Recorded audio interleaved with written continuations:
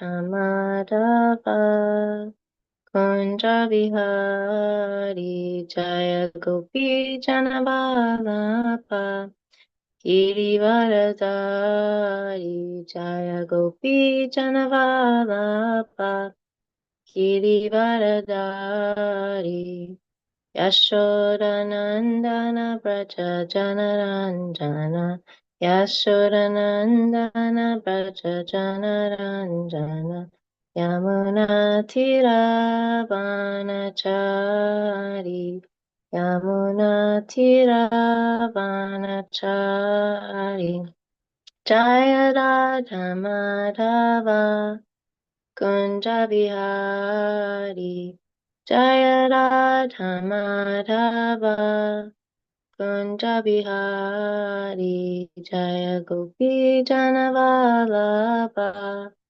Girivaradari Jaya Gopi Janavalabha Girivaradari Yashodanandana Braja Janaranjana Yashodanandana Braja Janaranjana Yamuna Tiravanachari Yamuna Tiravanachari Hare Krishna Krishna Krishna Hare Hare Hare Rama,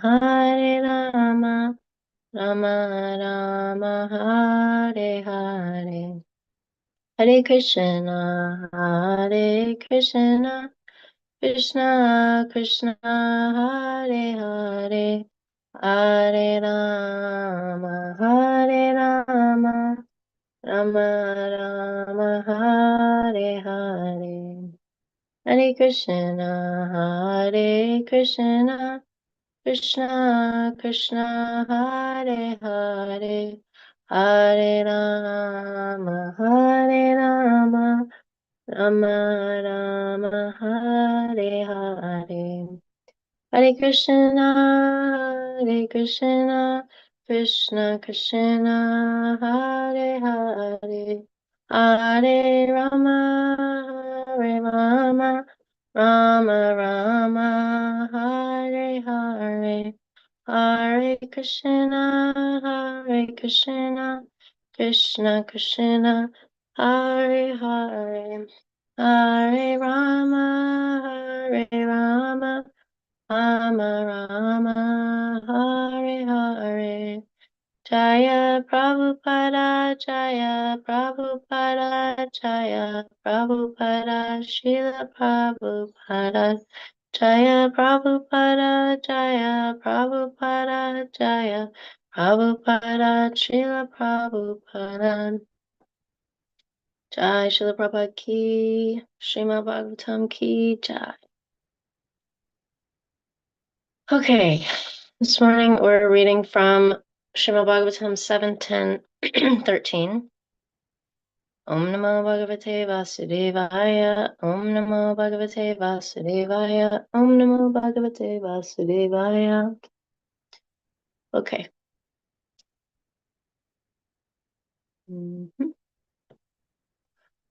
Bhogena Punyam Kushalena Papam Kalevaram Kalajavena Hitva Kirtim Vishudham Suraloka Gitam Vitaya Mam Eshyasi Mukta Bandhaha Bhogena Punyam Kushalena Papam Kalevaram Kalajavena Hitva Kirtim Vishudham Suraloka Gitam Vitaya Mam Eshyasi Mukta Bandhaha Bhogena Punyam Kushalena Papam Kalevaram Kalajavena Hitva Kirtim Vishudham Suraloka Gitam Vitaya Mam Eshyasi Mukta Bandhaha.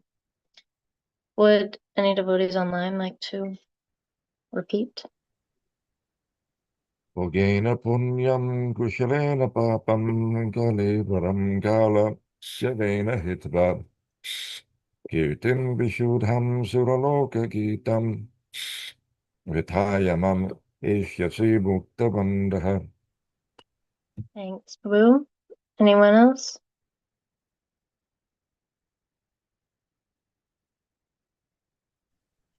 Ugena punyam kushalena papam kale varam kala javena hitva kirtim vishuddham suraloka gitam vitayamam esyasi mukta bandha. Hare Krishna, thank you. And one more.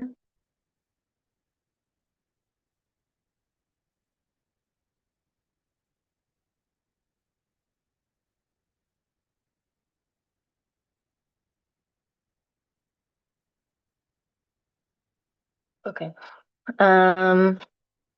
So word for word. Bhogena, by feelings of material happiness. Punyam, pious activities or their results. Kushalena, by acting piously. Devotional service is the best of all pious activities. Papam, all kinds of reactions to impious activities. Kalevaram, the material body.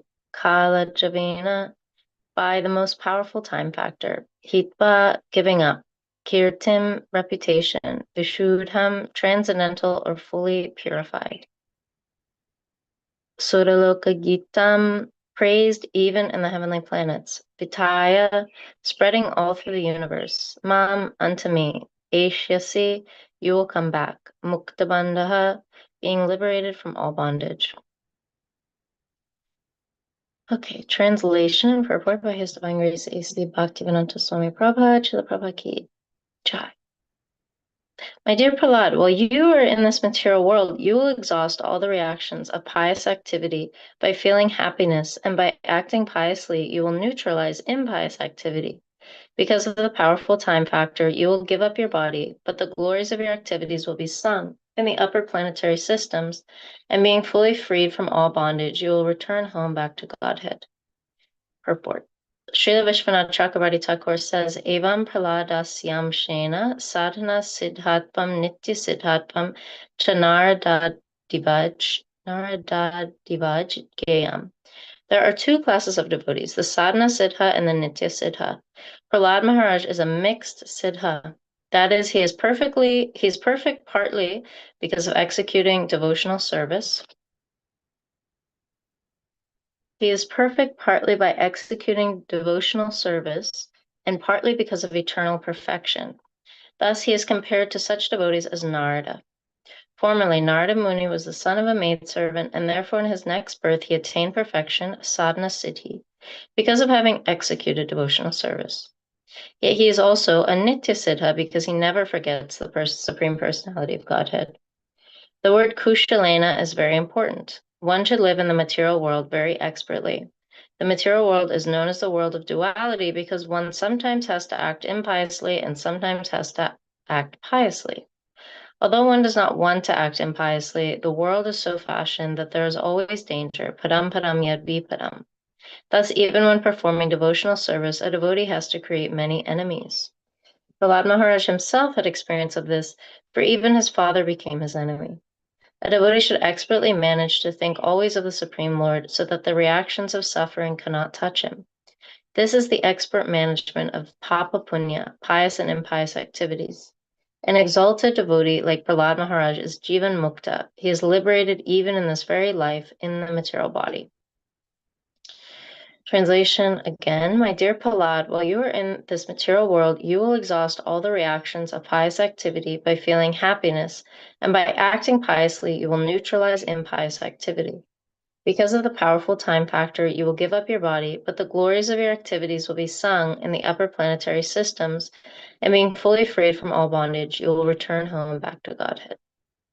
Om Gana Timanandasya Gananjana Shalakaya Chaksha Amalitamena Tasmai Shri Gurave Namaha.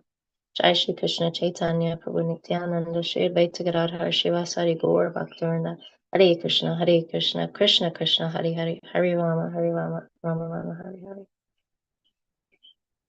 Oh, it's so nice to be with you all after a bit of a hiatus. Getting to hear from others is nice always, though, whenever I can make it to class. So here we have sort of the aftermath of this whole pastime, as I'm sure you've all been hearing, with Prahlad Maharaj and Shringadev, and Hiranyakashipu has been killed. And so now, Shringadev's asked Prahlad Maharaj, sort of, as Devamrita Maharaj explains it, the what's that word? Entrapment. That it seems like Nrsingadev was trying to entrap Prahlad by saying, Prahlad, don't you want a benediction? And Prahlad Maharaj is saying to Lord Nrsingadev, don't you know my family background? I come from a demoniac family. Why are you trying to tempt me, And I don't want a benediction. I mean, for that reason, but also that he's a pure devotee of the Lord. So it's interesting to read in this verse about how Nrsingadev it sounds like he is still giving him a benediction, that while you're in this material world, you will exhaust all the reactions of pious activity by feeling happiness. By acting piously, you will neutralize impious activity. Of course, Prahlad Maharaj is way above piety and impiety because he's the most pure devotee. But he also is a good demonstrator, just like other pure devotees of the Lord, Srila Prabhupada included. I've been reading a lot about Srila Prabhupada, different accounts of his life and devotees' experiences with him, that he is simultaneously above all rules and regulations, but also perfectly demonstrates how to follow them. So in the same way, Prahlad is a family man, and ends up ruling as well, in a Kshatriya role, but is also transcendental to all of that. And then I didn't have time to look it up, but Prahlad Maharaj then lives on Bali Maharaj's planet, which Bali Maharaj is his. I was thinking it must be his grandfather, right? Because, or is it his grandson? I was like, it must be his grandfather because Bali Maharaj would have already had the planet, right? But then I'm like, well, Bhagavatam doesn't really go in a nice, or what we think of as nice, chronological order. So I'm like, maybe I had that backwards. Either his grandfather or his grandson. Maybe somebody on the call knows and can type it in the chat. But anyway, he lives on Bali Maharaj's planet. And then goes back to Godhead. That's what I remember hearing from my spiritual master. Anybody can correct me if I have that wrong. But so anyway, so back to the benediction part, that now Nrsingadev's speaking to him, kind of walking him through, because of the powerful time factor, you will give up your body, but the glories of your activities will be sung in the upper planetary systems, and being freed from all bondage, you will return home back to Godhead. So seems corroborated by this verse, what I was saying. So yeah, it seems like he's going through the motions of having a material body and having to exist in this realm, but actually, like I said, he's transcendental to all papa and punya. And luckily for us, it's not just that his glories are sung in the upper planetary systems, but even in this Loka middle planetary situation that we have going on here, because we've come in contact with devotees, we get to sing about his glories as well. So, speaking of how this purport talks about the ups and downs of Papa and Punya and existing in this world, and Prabhupada even says that the world is so fashioned that there's always danger, padam padam yad vipadam. Thus, even while performing devotional service, a devotee has to create many enemies. I wanted to speak a bit on this verse, or kind of unpack it with you all, and that is Bhagavad Gita 12:16, which I have thought about for a long time. Prahlad Maharaj was Bali Maharaj's grandfather. Okay, interesting. Well, I don't know if it was after his rule or something, but I remember hearing that he lives on, if it was after Bali Maharaj, or sorry, if it was after Prahlad Maharaj's rule in the earthly realm or heavenly realm, or around over the whole universe. I don't know where he ruled, but then he went to, if he retired to Bali Maharaja's planet, but I remember hearing that. So I don't know the timeline on that one. And then he goes back to Godhead. Anyway, going back to, thank you, Tarek Prabhu. Going back to Bhagavad Gita 12:16. Yeah, it's a verse that I've thought about a lot. This first part, you'll hear why. And I've been thinking about more lately because I read it somewhere, I think in Vaisheshika Prabhu's book, and was really trying to dig into it and just think about it and meditate on it. So here we go. Anapeksha shachir daksha udasino gata vyataha sarvarampa parityagi yomad bhakta same priyaha. My devotee who is not dependent on the ordinary course of activities, who is pure, expert, without cares, free from all pains, and not striving for some result, is very dear to me. And I'll read the purport. Money may be offered to a devotee, but he should not struggle to acquire it. If automatically, by the grace of the Supreme, money comes to him, he is not agitated. Naturally, a devotee takes a bath at least twice in a day and rises early in the morning for devotional service. Thus, he is naturally clean both inwardly and outwardly. A devotee is always expert because he fully knows the essence of all activities of life, and he is convinced of the authoritative scriptures. A devotee never takes the part of a particular party, therefore he is carefree. He is never pained because he is free from all designations. He knows that his body is a designation, so if there are some bodily pains, he is free.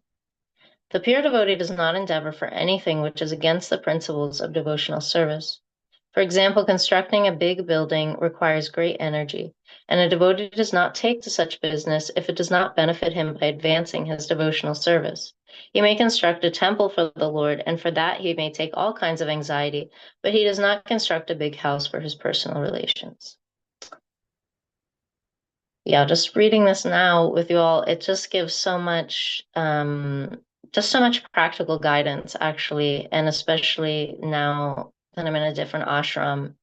It's this purport, like, there's the verse, and then it's like, oh, well, I don't know if I'll ever be expert or clean or pure or without cares or free. It sounds pretty lofty, but then Prabhupada makes it very practical in the purport that, like, for example, this last line, the pure devotee does not endeavor for anything which is against the principles of devotional service.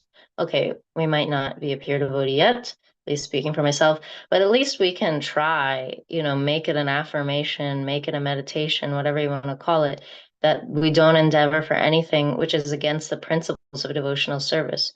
For example, constructing a big building requires great energy, and a devotee does not take to such business if it does not benefit him by advancing his devotional service.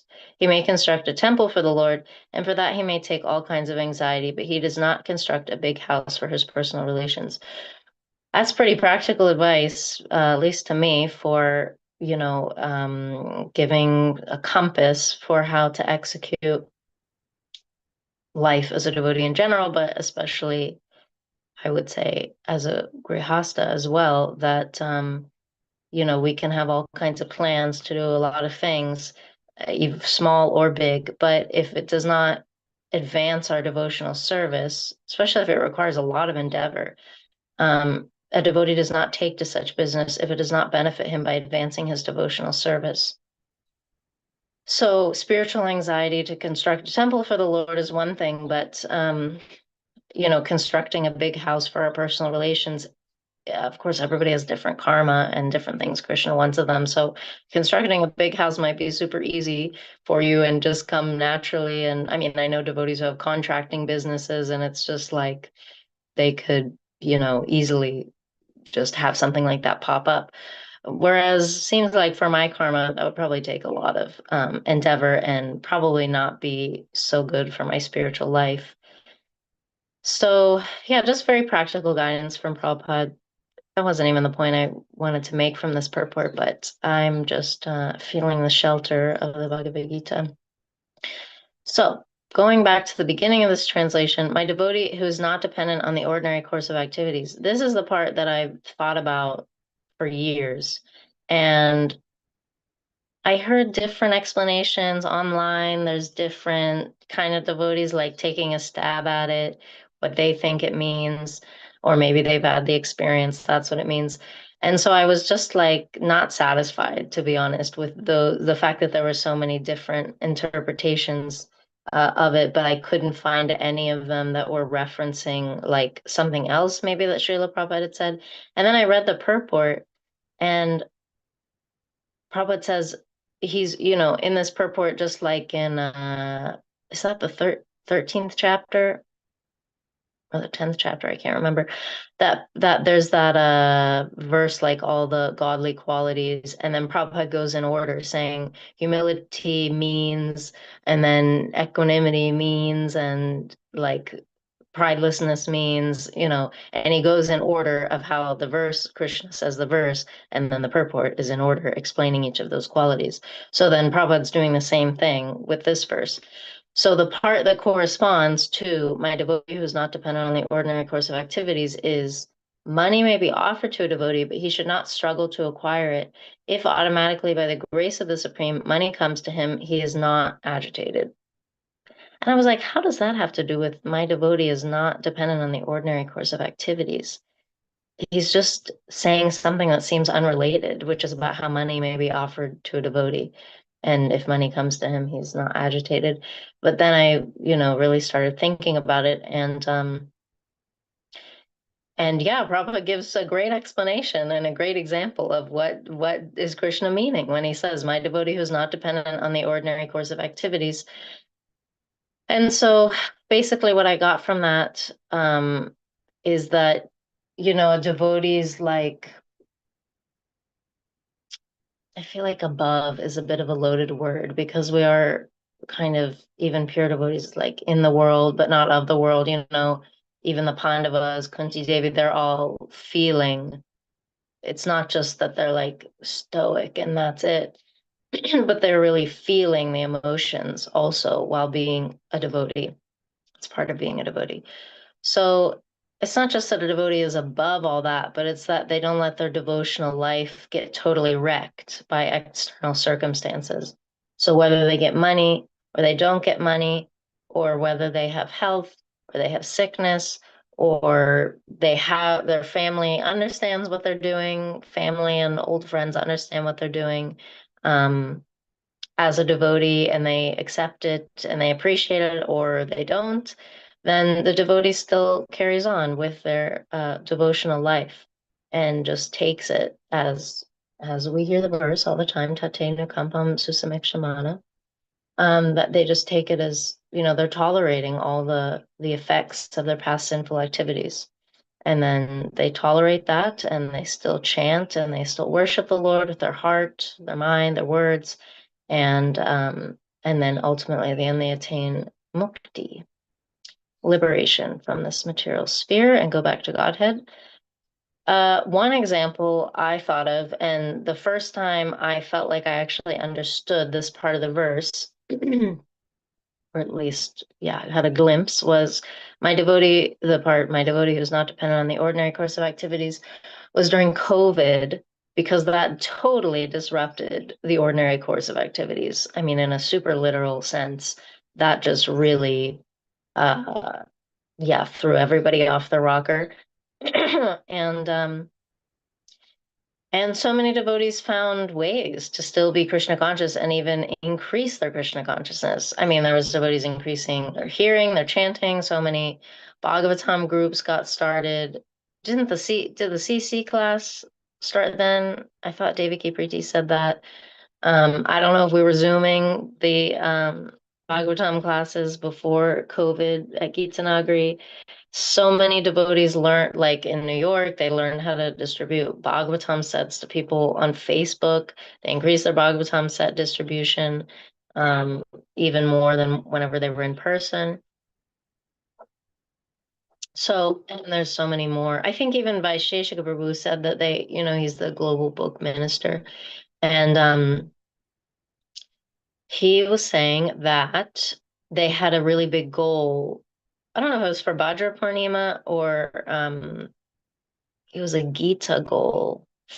Can't remember, but they make like an annual goal every year, and then COVID happened and they were like, oh my God, how are we gonna, like, what are we gonna do? We just made this goal, we better just give it up and stuff. And then they just decided to try anyway, and they totally smashed it, like against all odds. So yeah, it's amazing. It's like not only are devotees not just reliant on the ordinary course of activities, but things being shaken up can even boost their spiritual life. And that's that's what we're going for, is whenever something happens out of the ordinary, that we don't let it decrease, but ultimately let it increase our spiritual life. And that is its success. Okay, where do we want to go next? I want to leave a lot of time for questions and comments because I do have to go right at 8.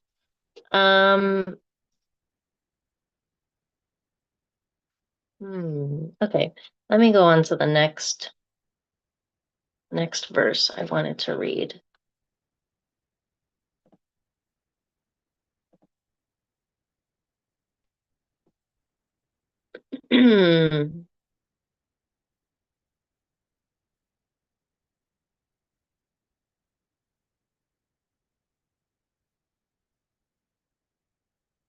Don't know why I had this verse. I think I might have picked out the wrong verse. Anyway, we're going to go to Bhagavatam 3:26, which speaks more about what Prabhupada's speaking in today's purport, which is Nitya Siddha versus Sadhana Siddha devotees. And this is like quintessential, where he explains Nitya Siddha and Sadhana Siddha. So this is in the 3rd canto, which is the chapter The Lord's Pastimes out of Vrindavan, speaking about the Lord, speaking about the Pandavas, different topics. So I'm not going to read the translation because it's probably not going to, it's like part of the story. And so it's not really going to make much sense if I just read it by itself. But I will read the purport. Purport. Amongst the devotees of the Lord, there are several divisions, mainly Nitya Siddhas and Sadhana Siddhas. The Nitya Siddha devotees never fall down to the region of the material atmosphere, even though they sometimes come onto the material plane to execute the mission of the Lord. The Sadhana Siddha devotees are chosen from the conditioned souls. Out of the sadhana devotees, there are mixed and pure devotees. The mixed devotees are sometimes enthusiastic about fruitive activities and are habituated to philosophical speculation. The pure devotees are free from all these mixtures and are completely absorbed in the service of the Lord, regardless of how and where they are situated. Pure devotees of the Lord are not enthusiastic to put aside their service to the Lord in order to go visit holy places of pilgrimage. A great devotee of the Lord in modern times, Sri Narottam Das Thakur, has sung like this. To visit holy places of pilgrimage is another bewilderment of the mind, because devotional service to the Lord at any place is the last word in spiritual perfection. For pure devotees of the Lord who are completely satisfied with the transcendental loving service of the Lord, there is hardly any necessity to visit the various places of pilgrimage. But those who are not so advanced have the prescribed duties of visiting pilgrimage sites and regularly performing the rituals. The part of the princely order of the Yadu dynasty who went to Prabhas performed all duties to be done in a place of pilgrimage and offered their pious actions to their forefathers and others. I think that's pretty much the end of that Nitya Siddha versus Sadhana Siddha.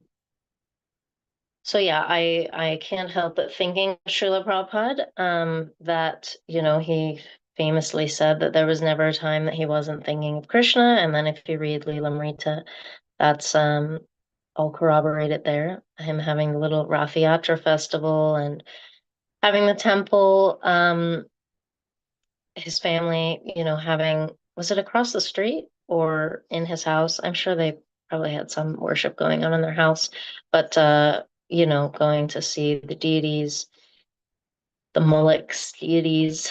And, yeah, there was never a time that he forgot Krishna. So I want to maybe just revisit today's purport and then we'll take some questions and comments and we can keep the discussion going here. Okay, so that's sadhana siddha and nitya siddha that was discussed in today's purport.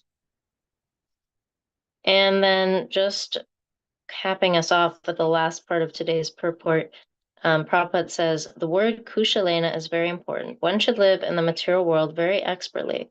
The material world is known as the world of duality because one sometimes has to act impiously and sometimes has to act piously.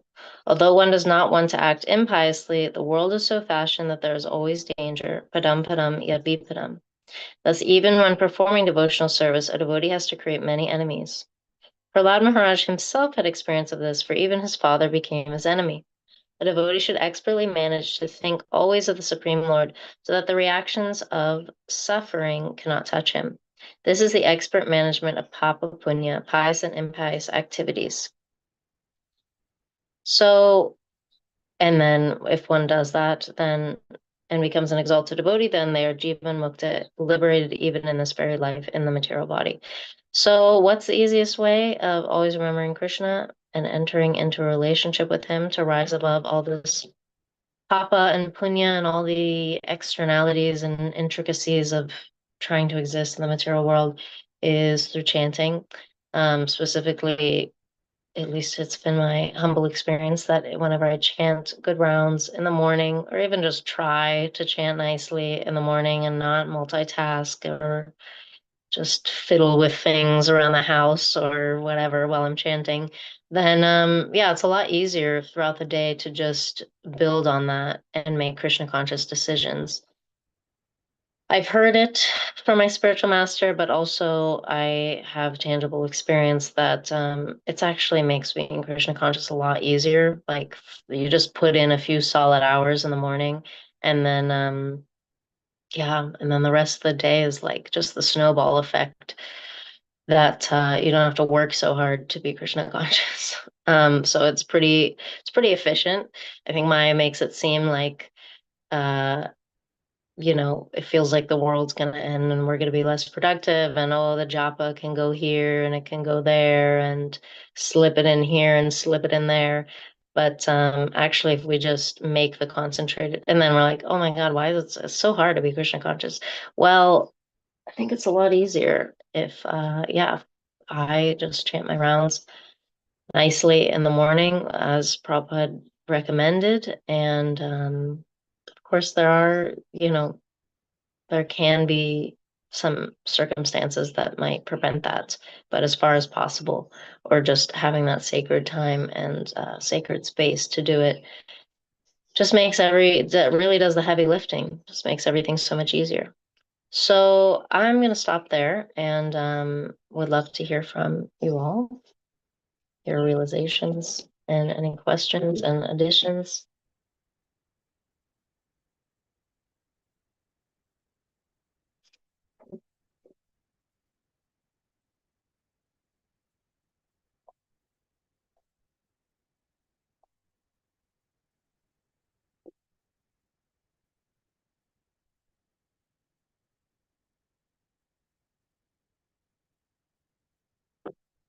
Narka Prabhu, I'm just staring at your picture, waiting to see the microphone unmute.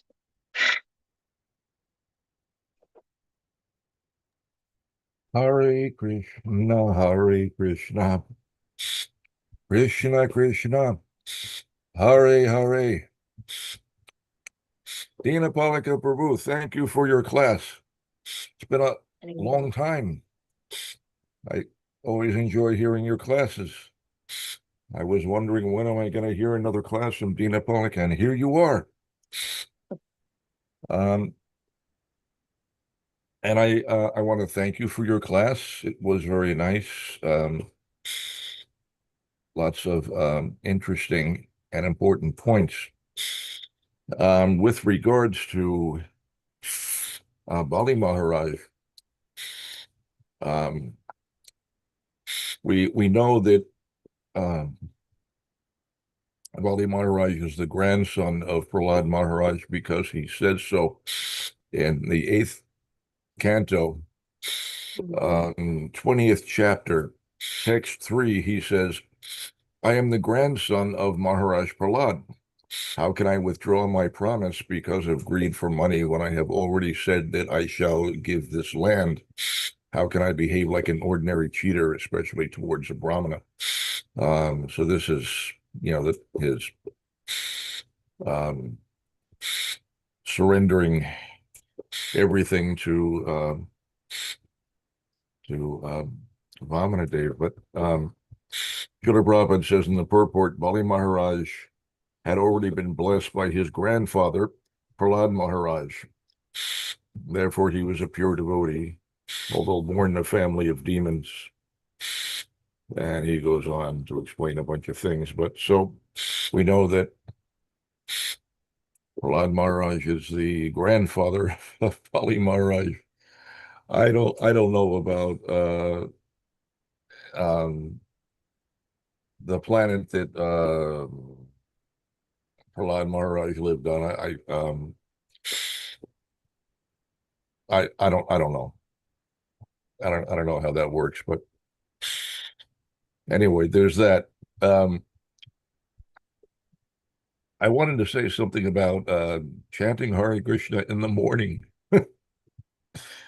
Because that I don't know. I want to believe that every devotee has heard the advice to chant in the morning, but perhaps some uh, have not or don't fully understand the benefit of doing so. There's a lot of factors that come together to make chanting in the morning particularly potent.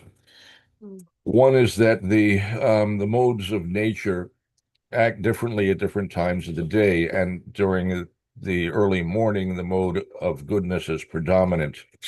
It is easy to practice Krishna consciousness in any aspect from the mode of goodness. The mode of goodness is described sometimes as a springboard for Krishna consciousness. Other modes of nature, from other modes of nature, it is difficult to practice devotional service or impossible even. So first thing is that in the morning it is easier to chant Hare Krishna. It's easier to chant attentively. Your mind will naturally be more peaceful, less turbulent, less agitated by the events of the day before anything else happens. You chant, and it's easier to do that with a relatively calm mind. Not always, of course, but um, it's easier to chant in the morning. And primarily because of the influence of the modes of nature. Makes a very big difference. And then to initiate your day's activity with Krishna consciousness is just auspicious. It's very, very auspicious to begin your day in that way. So it's standard Vaishnava practice that Vaishnavas begin their day with Mangala Artik. It's called Mangala Artik because it's auspicious. It's auspicious to perform devotional service in the early morning hours, more so than in other times, for various reasons. And so any practice of devotional service in the morning is very nice, but uh, sometimes devotees struggle to complete their rounds, and anyone who's been chanting for a while will most likely have experienced the fact that rounds are just easier to chant in the morning. They go faster.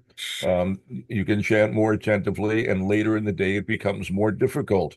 If you still have rounds left at the end of the day, trying to get them done is a grind. It's tougher. It's not as easy. Or maybe it goes nicely, and then you try to take rest, but you're all jacked up after having chanted, and you can't get to sleep. Chanting in the morning is great. You get a big um, influx of spiritual energy that carries you through the day. You have greater energy, greater attentiveness, and better consciousness. Um, so so it's extremely advantageous. Um, some devotees, for various reasons, due to health issues or whatever, they may have a lot of trouble to chant their rounds, and for them especially, chanting in the morning is critical in many cases because for some devotees, if they don't chant in the morning, the chances of completing their rounds later in the day become very slim. Um, it's just, in the morning you have um, the best energy you're going to have for the balance of the day. You're fresh. You've just woken up. You've just you've slept. You've rested. You recharged your body. Um, so at the beginning of your day, that's that's when you have your best energy. Later on, it diminishes, and so devotees want to give their best energy to Krishna, and so they begin their day with you know a powerful program of Krishna consciousness, um, hearing and chanting Mangala Arti, hearing Srimad Bhagavatam, the worship of Srimati Tulsi Devi, so important. Srimati Tulsi, we talk about sometimes about the importance of the association with devotees, about the association of devotees. It always, almost always, without exception, you look at it, it always refers to pure devotees or advanced devotees, not just any devotee, but but the best of the devotees, and um, so important, more valuable than anything, even a moment's association with a pure devotee, more valuable than anything in this world, um, and you would be extremely hard pressed to find uh, a more advanced devotee than Srimati Tulsi Devi. We have such easy access to Srimati Tulsi Devi. She's no ordinary soul. My goodness, she is the personality that orchestrates all of Krishna Lila.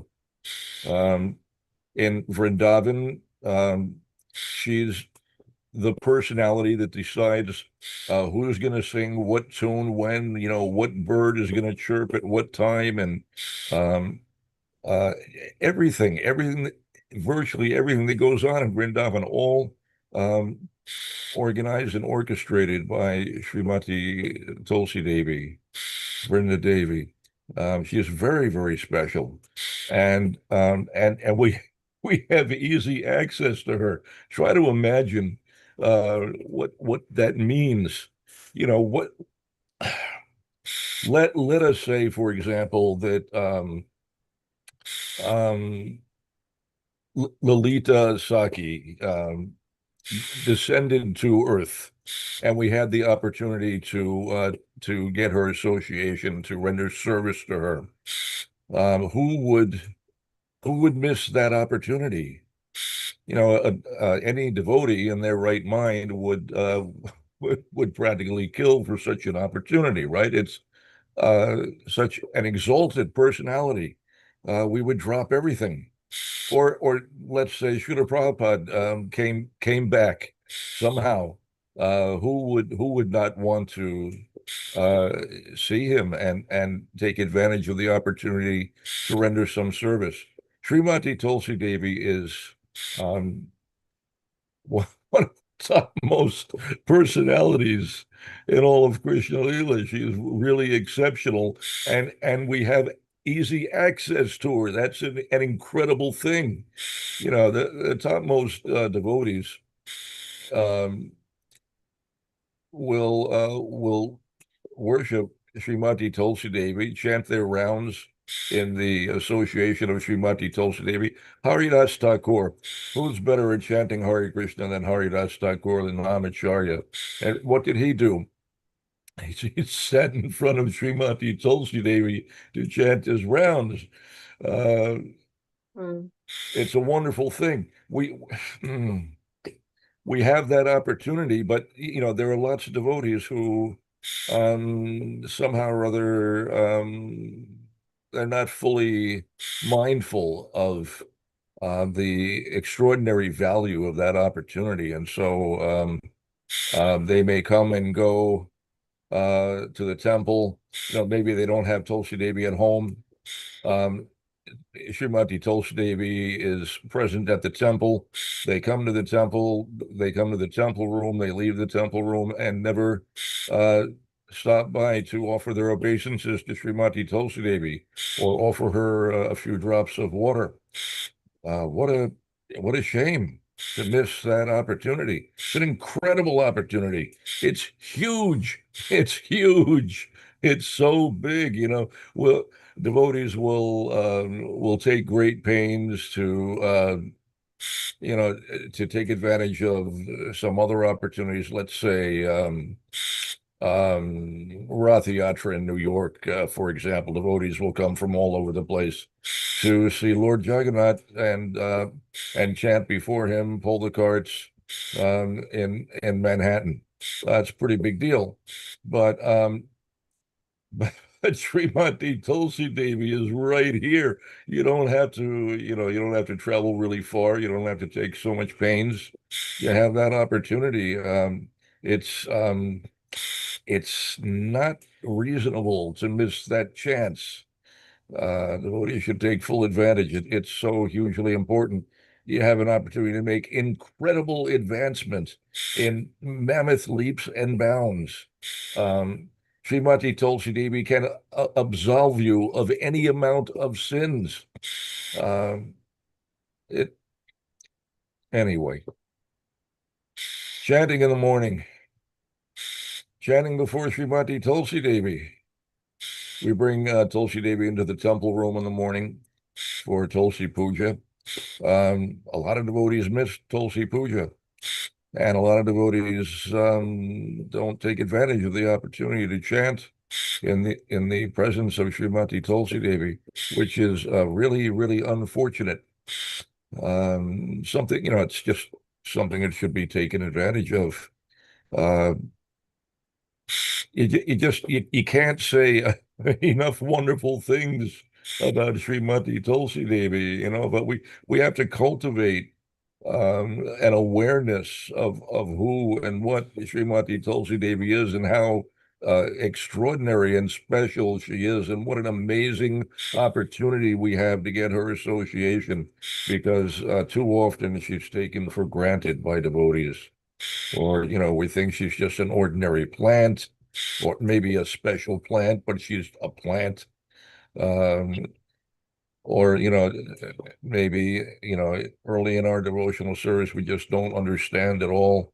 But she is a direct associate of the Supreme Personality of Godhead and a very, very intimate servant. She's extraordinarily special. And you can render service to her directly so easily. Just offer her a few drops of water. Just by touching her soil or touching her leaf, you can make immense advancement. Uh, just by seeing her, you make huge advancement. Chant for her.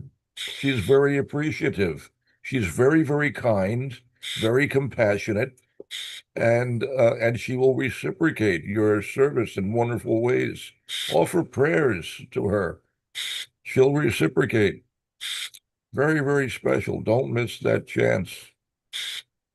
I've gone off on a tangent here, but I couldn't help it. It's just something that I'm thinking about, and I'm the kind of person that pretty much whatever goes between my ears comes out my mouth. There's no stopping it. So, Srimati Tulsi Devi. Anyway, thank you for reminding me about the importance of chanting in the morning. It's a great opportunity. It don't, the more time elapses, it only gets harder as the day wears on. Everything becomes more difficult. Morning is the best time. Nonetheless, Srila Prabhupada's instruction to us was that first order of business in the morning is cleaning. And he chastised us when sometimes we neglected cleaning for the sake of chanting japa in the morning. Why is this not clean? Well, Srila Prabhupada, the devotees were chanting their rounds, and he would blast the devotees. No, the first order of it says you clean. Everything should be clean. Otherwise, what is the meaning of your chanting? If you're unclean, God is a million miles away. His direct words. It's a direct quotation. He said that. I heard that a few times from him. If you're unclean, God is a million miles away. But otherwise, quickly clean up, you clean the area where you sleep, you clean yourself, you bathe, you put on fresh cloth and tilak, and then immediately begin chanting Hare Krishna. That's a very, very powerful program. And if you do that consistently every day, you will make immense advancement, huge advancement. You will become firmly attached to Krishna, and you will not be able to do otherwise than rendering very nice service. It will just become second nature to you, and you will not be able to imagine doing otherwise. Failing to render devotional service will become painful. You have to render service. You have to hear and chant. It's like an addiction. It's like a Jones. I need my fix. I need my Hare Krishna desperately, desperately. Gotta have it. That's a good thing. It's not a bad thing. To become addicted to Krishna is the best thing. That's what we're trying to achieve. So it comes easily in the morning.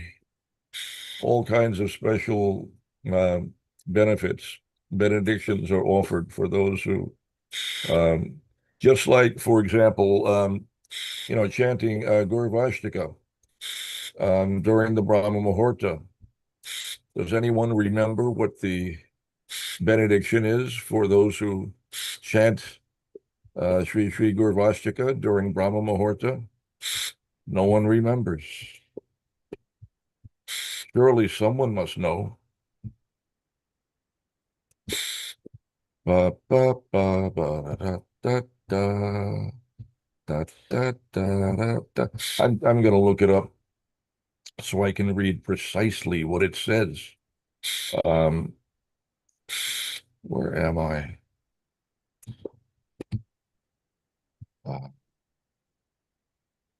Sri Gurvashtika.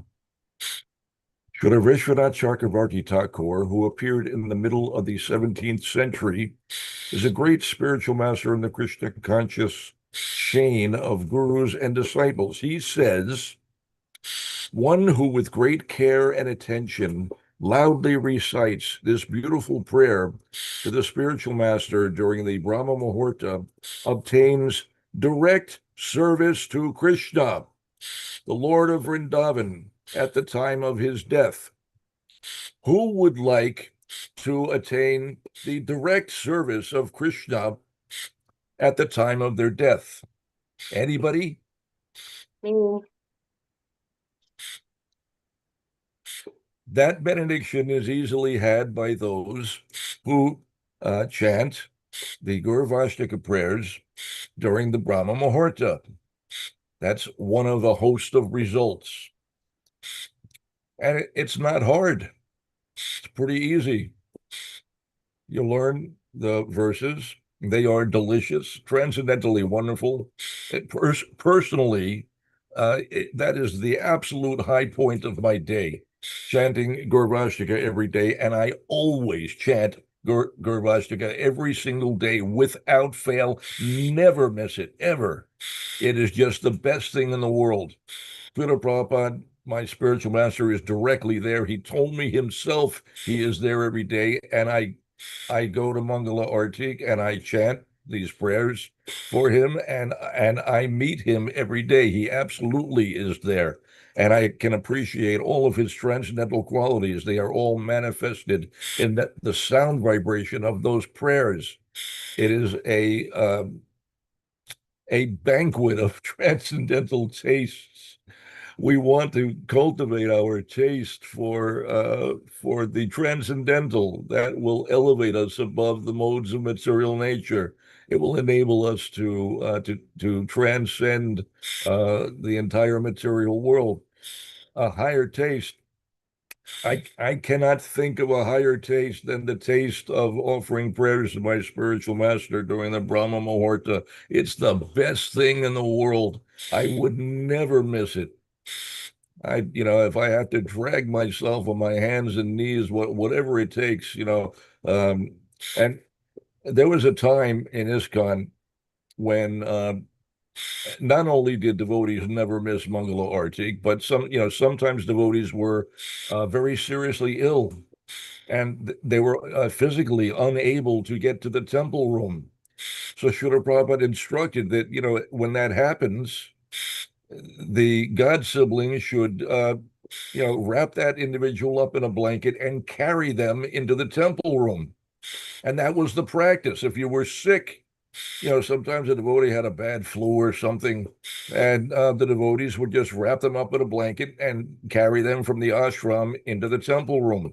But nobody missed Mangala Arti. That was just unthinkable. Anyway, to this day, I cannot imagine missing Mangala Arti. It is the sweetest, most delicious, most nectarian thing in the three worlds.